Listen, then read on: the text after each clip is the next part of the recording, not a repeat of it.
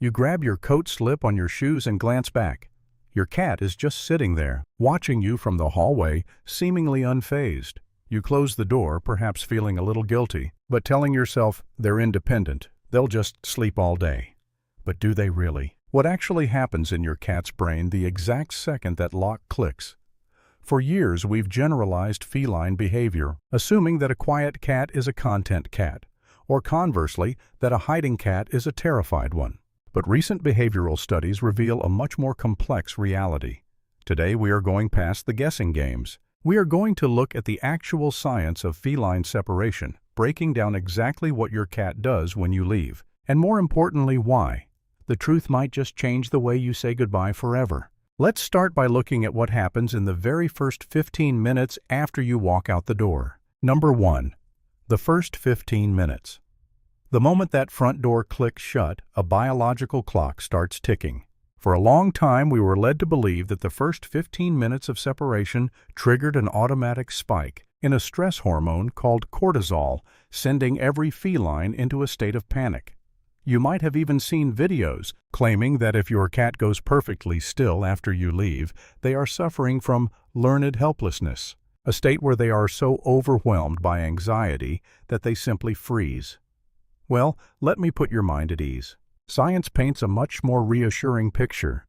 Yes, cortisol levels can fluctuate, but a quiet cat does not automatically mean a traumatized cat. If you've provided a loving, stable home, that stillness you see on your pet camera isn't frozen fear. It's just pure restorative rest. As older and wiser companions to our cats, we know they are masters of conserving energy. They are simply settling into their sanctuary, enjoying the peace and quiet of a safe house. However, there is a very fine line between true relaxation and silent anxiety, and knowing how to read your cat's specific resting posture is crucial. But before we decode those physical signs, we have to look at the actual physical space they choose to retreat to. Because sometimes the most heartbreaking vocal protests don't come from a lack of your love, but from a profound misunderstanding of what kind of fortress they need to feel completely invisible to the outside world. Number 2. The silent sufferers versus the vocal protesters. When the house falls quiet, feline reactions diverge drastically. If you've ever walked down the driveway only to hear a heartbreaking yowl echoing from inside, or conversely return to a house where your cat has seemingly evaporated into thin air, you are witnessing genetics at play. Certain breeds like the highly social Siamese or the energetic Bengal are the extroverts of the cat world. They vocalize their frustration, they protest your absence loudly. On the other hand, the gentle Ragdoll or the stoic British Shorthair will almost always choose a silent retreat. But where do they go? This brings us to a profound misunderstanding about feline safe spaces. We often laugh at our cats for choosing a cheap cardboard box over a plush, expensive bed. Yet to a cat, that box is not a toy. It is a vital sensory shield. In the wild, an enclosed space means survival. In your living room, it acts like noise-canceling headphones. The walls of a cardboard box or a dedicated enclosure dampen auditory stimuli and protect their vulnerable blind spots, allowing their nervous system to completely power down. Without these tight enclosed micro-sanctuaries, an empty house can feel overwhelmingly large and unpredictable. Providing that perfect fortress is essential for their peace of mind. But what happens when you return home, step through the door, and find that fortress surrounded by a disaster zone? A shattered vase or a shredded cushion. You look at your cat and they look guilty. Or do they? The truth behind that apologetic expression is about to shatter everything you thought you knew about how time works in the feline mind. Number 3. The memory myth and the delayed punishment problem. You walk in, see the shredded toilet paper, and your cat immediately flattens their ears and slinks away. It looks exactly like guilt, doesn't it? As seasoned pet parents, we naturally project human emotions onto our companions. We assume that sheepish look means they know they crossed a line while we were out.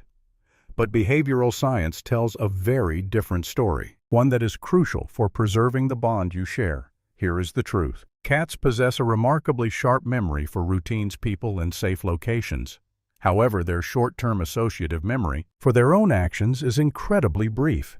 If your feline friend knocked over a potted plant at noon and you walk through the door at 5 o'clock and start scolding them, They are utterly incapable of connecting your current anger to an event that happened hours ago. To them, the timeline of cause and effect is broken. So why do they look guilty when your cat crouches low, tucks their tail, or hides under the sofa upon your return? They aren't apologizing for the mess. They are simply reacting to you. They are highly attuned to your sudden shift in energy, your raised voice, and your stiff body language. You, their safe harbor, have suddenly become unpredictable and scary. Punishing a cat after the fact doesn't teach them a lesson. It only teaches them to fear your arrival. But if discipline doesn't work, how do we actually help a stressed cat feel secure when we leave, especially in an era where our daily routines have become so entwined with theirs? To answer that, we must look at a daily rehearsal technique and carefully examine a controversial chemical bridge that some turn to when the emotional gap is just too wide to cross. Number 4. Practical protocols and medical warnings. Many of us find ourselves at home much more these days, whether through retirement or remote work.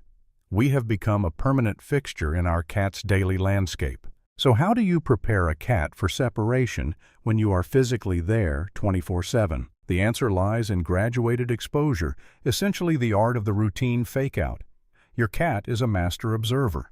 They know the jingle of your keys and the rustle of your winter coat mean you are leaving. To break this anxiety loop, you have to scramble the signals. Put your coat on, grab your keys, and then go sit on the couch and read a book. Start closing the door to your home office or bedroom for just 5 minutes at a time while you are inside, proving to them that a closed door isn't the end of the world. However, if your cat's panic is deeply entrenched, you might hear about synthetic pheromones or anti-anxiety medications as a chemical bridge to peace. Here I must pause and give a very firm warning. You must never play pharmacist with your feline. Do not start and absolutely do not abruptly stop any neurological medication without direct, strict supervision from your veterinarian. Their nervous systems are incredibly delicate. While we can manage the anxiety of our daily comings and goings, there is a much heavier silence that can fall over a home. What happens when the quiet isn't caused by you running an errand, but by a permanent empty space on the rug? As the twilight years approach, a completely invisible thief begins to wander the halls of their mind. Number 5. The senior cat and the empty house. As our beloved companions enter their golden years, the rules of separation change entirely. You might leave for just an hour only to return to a cat who seems lost in their own living room. Or perhaps you've started hearing a haunting, confused yowl echoing through the house at night. This isn't just them being grumpy. It's often a sign of feline cognitive dysfunction, essentially dementia in cats. Their once sharp mental map of the world begins to fade. The familiar layout of the house, the location of the litter box, and even the predictable rhythm of your daily routine can suddenly feel completely foreign and terrifying to them. This disorientation is deeply magnified if your home has recently suffered a loss. When a lifelong animal companion, a sibling cat, or a gentle family dog passes away, the surviving senior cat doesn't just miss a playmate. They lose their emotional anchor, their vital energy, their very spirit takes a heavy blow. The silence left behind isn't just quiet, it is a profound absence. During these fragile twilight years, your presence becomes their ultimate compass. They don't need training, they need a lighthouse. But understanding the science behind their fading world is only half the journey. The real magic happens when we take this silent language and finally turn it into a two-way conversation. Understanding our cats isn't just about science, it's about honoring a lifelong friendship. When we stop seeing their behavior as a puzzle to solve and start seeing it as a silent conversation, the guilt of leaving starts to fade. You aren't just a food provider, you are their lighthouse. By moving past the old limited studies and focusing on the reality of feline memory and sensory needs, we can finally give our cats the quiet respect they deserve. Now, I'd love to make this a two-way street. What is the name of the feline ruling your household? Please share it in the comments below. And if you've noticed a strange new habit or have a burning question about your cat's behavior, perhaps something about their senior years or a mystery we haven't touched on yet, ask away. I read every single one and will address them in our upcoming sessions. Together, let's ensure our cats feel as loved in our absence as they do in our arms.